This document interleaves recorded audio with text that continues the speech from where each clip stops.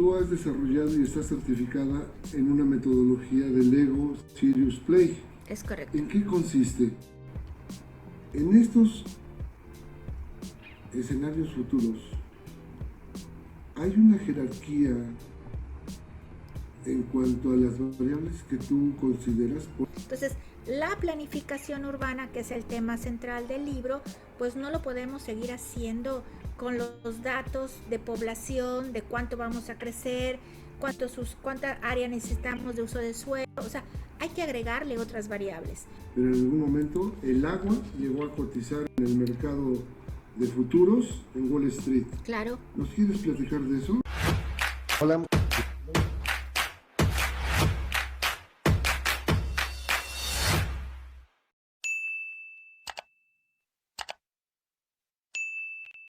En este ejercicio se hace al revés.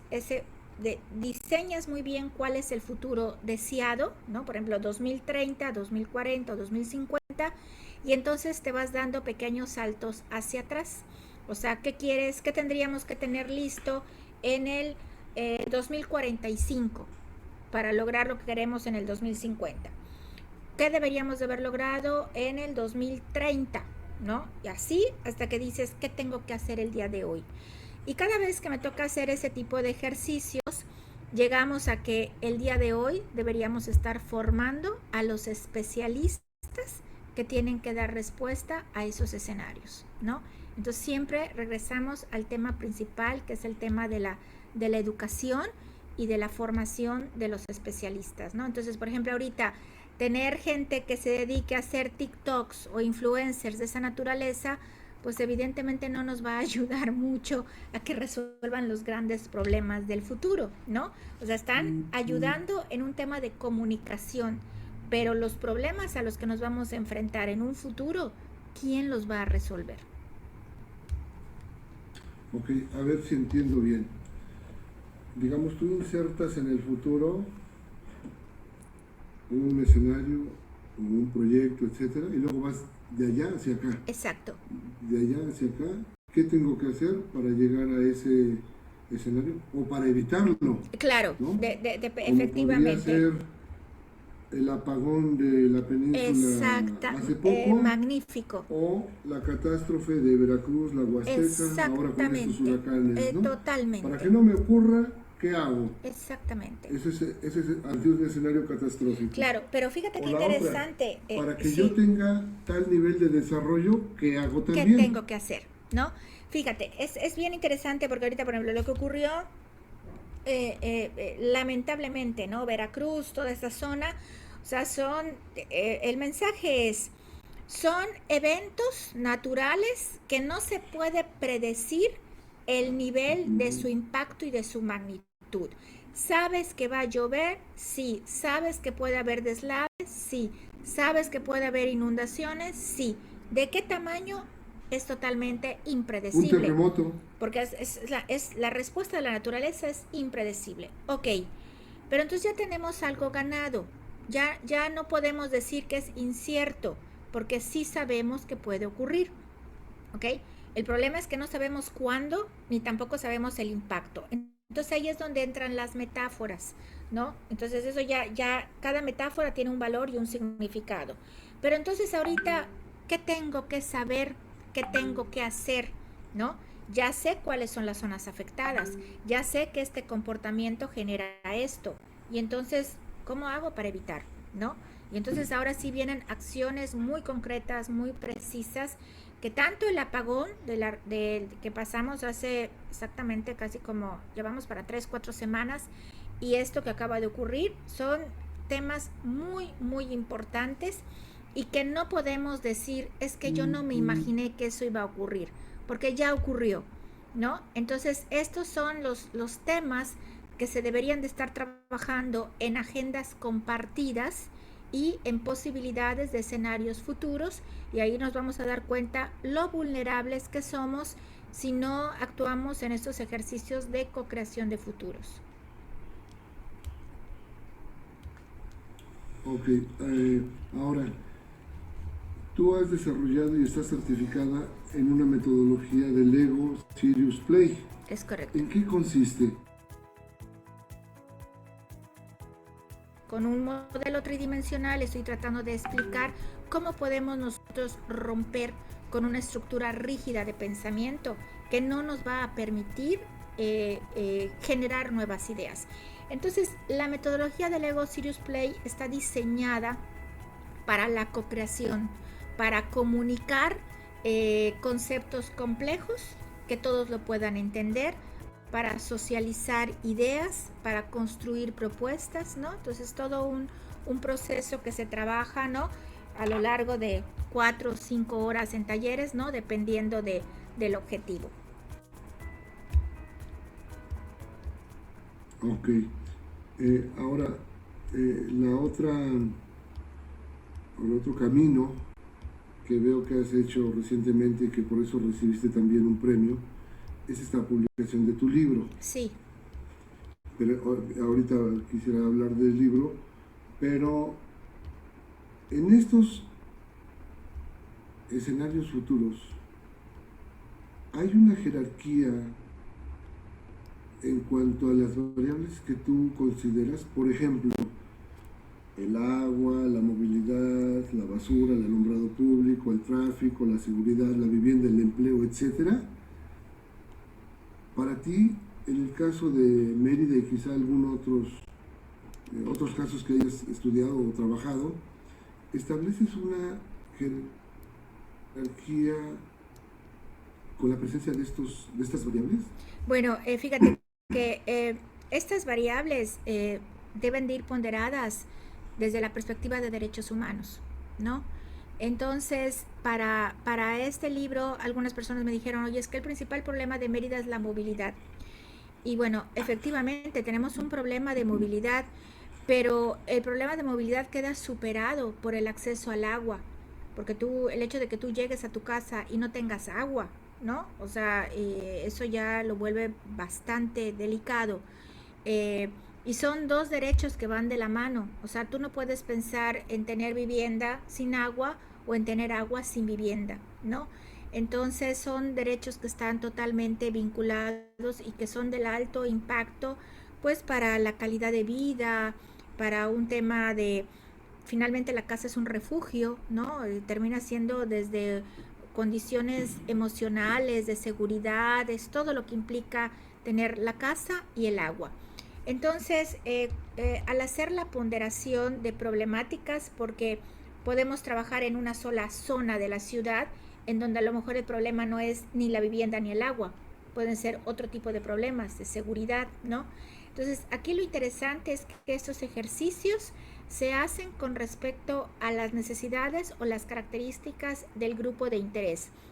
De hecho, el libro está diseñado en donde tiene una parte teórica, tiene una parte en donde explica cómo yo implementé la metodología con un caso específico de Mérida, y tiene otra sección en donde te dice, bueno, si tú lo quieres hacer en tu ciudad o con tu caso de estudio, entonces sigue estos pasos, ¿no? Ok. Algo que me llamó la atención también en otra entrevista tuya y que creo que debería importarnos y preocuparnos muchísimo, es que en algún momento, no sé si siga la situación así, pero en algún momento el agua llegó a cotizar en el mercado de futuros en Wall Street. Claro. ¿Nos quieres platicar de eso? Sí, claro. En plena pandemia, en diciembre del 2020, el agua empezó a cotizar en el mercado de futuros de la Bolsa de Valores de Wall Street, y esto fue motivado por un grupo de empresarios de California, en donde precisamente ellos estaban viendo, bueno, cómo les iba a impactar a ellos el valor del agua en el futuro, ¿no? Fíjate, entonces a partir de eso ellos dicen, esto es un activo fundamental y esto se va a encarecer en nuestra región. Entonces ellos activan esto para que empiece a cotizar en el mercado de futuros. Pero esa ya es una alerta para nosotros, ¿no? O sea, ahorita ya sabemos que el agua, si está cotizando en el mercado de futuros de Wall Street, significa que es un activo preciado, finito, que se va a convertir en un problema en el futuro. Entonces, la planeación del territorio, la planeación de la vivienda, por eso lo pongo en el libro, o sea, está supeditado a un tema hídrico. ya el tema de la movilidad, si no lo resolviste, ya quedó superado, porque ahora el tema al que ya pasamos es el agua, ¿ok? Y entonces ahí ya vemos cómo también hay ciudades pues que ya tienen fecha de caducidad en función de sus reservas hídricas, ¿no? Entonces, El día ahorita cero. el día cero, ¿no? Entonces, creo que estos son temas muy importantes que, claro, ¿qué ocurre? Cuesta trabajo tomarlos en una agenda pública porque requiere de muchas estrategias, articular muchas estrategias y romper lo que ya sabemos. Por ejemplo, ahorita el Premio Nobel de Economía dice, o sea, ahora tenemos que trabajar con la creatividad destructiva. O sea, tenemos que destruir todo lo que ya creamos y volver a crear algo nuevo, ¿ok? Todos esos patrones o esas estrategias que nos funcionaron en otro momento, ahorita ya tenemos que empezar de otra manera. Entonces, la planificación urbana, que es el tema central del libro, pues no lo podemos seguir haciendo con los datos de población, de cuánto vamos a crecer, cuánta área necesitamos de uso de suelo, o sea, hay que agregarle otras variables. Y una variable fundamental es el agua. O sea, ¿tenemos o no tenemos agua? ¿Cuáles son las capacidades hídricas? ¿En dónde podemos crecer? ¿En dónde no podemos crecer? ¿No?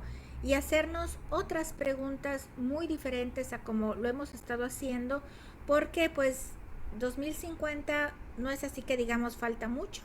Ya nos llevamos los primeros 25 años del siglo, nos faltan otros 25 para llegar a fechas críticas en términos urbanos. Y mucha gente va a decir, bueno, es que a mí lo urbano no me interesa, ¿no? Porque yo soy doctor, porque yo soy bailarina, ¿no? Eso no me interesa. Pues sí, pero te toca vivir en una ciudad, ¿no? Y a todos estamos recibiendo los beneficios o los obstáculos del entorno urbano, ¿no? Algo que escuchamos alguna vez, el agua de California puede ser la máscara del mundo bajo este escenario, ¿no? Exactamente. Y por otra parte, yo te quisiera preguntar, ¿cuál es el escenario temporal mínimo más corto en el que deberíamos trabajar ahora sí que en escenarios de futuros? Magnífico. Hoy. Fíjate, hay una No, pero el frase escenario más más corto. corto, hay una frase que dice Jaime Lerner que me gusta mucho, que dice, innovar es empezar, ¿no? Y a veces cuando hablamos de voy a ser innovador, estás pensando así como ciencia, tecnología, y no, o sea, innovar es empezar. Entonces yo creo que el escenario más corto para la velocidad a la que estamos yendo, yo creo que debería ser un año, ¿ok? Vamos, Ok. y te lo dije por la experiencia que tenemos en Centro Histórico, que los conocedores dicen, oye, es que esto ocurrió en un año. La transformación de los negocios chinos en el Centro Histórico se dio en un año. Entonces dices, eso es un indicador muy interesante. Lo vemos con el tema automotriz. ¿En cuánto tiempo nos llenamos de autos chinos?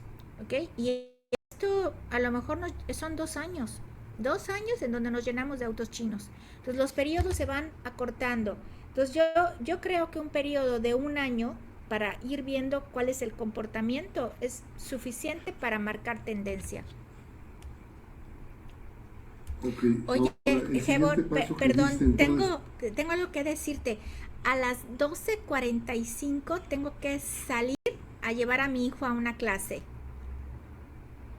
ok, nos quedan 3 minutos, Tú dices, ¿sí? ¿qué hacemos? Bueno, tú sí, no, ¿quieres que pospongamos, no sé, para el lunes el cierre o para el martes o miércoles? Yo creo que sí valdría Sí, la pena, ¿no? Porque perfecto, no hemos nos ponemos de cerrado, acuerdo. pero sí me gustaría continuar y cerrar bien. Sí, perfecto, perfecto. Ok, para cerrar muy bien. Sí, Pues lo dejamos aquí y muchísimas gracias y cerramos en la semana. perfecto. Yo quedo pendiente que me mandes un Muy, mensajito. muy importante y muy interesante. Muchas gracias. No, al contrario, muchas gracias. Gracias. Hasta luego. Nos vemos. Bye.